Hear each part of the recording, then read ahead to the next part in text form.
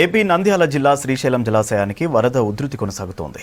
2,53,888 క్యూసెక్ల వరద నీరు వచ్చి చేరుతోంది. దీంతో ప్రాజెక్టు 10 గేట్లు 10 అడుగుల వరకు ఎత్తి 3,33,707 క్యూసెక్ల వరద నీటిని విడుదల చేస్తున్నారు ఇరిగేషన్ అధికారులు. డ్యాం పూర్తి స్థాయి నీటి మట్టం 885 అడుగులు కాగా ప్రస్తుత నీటి మట్టం 883 అడుగులు ఉంది. ప్రాజెక్టు నీటి నిల్వ 215 టీఎంసీలు కాగా ప్రస్తుతం 204 టీఎంసీల నీరుంది. కుడి ఎడమ జల విద్యుత్ కేంద్రాల్లో విద్యుత్ ఉత్పత్తి కొనసాగుతోంది.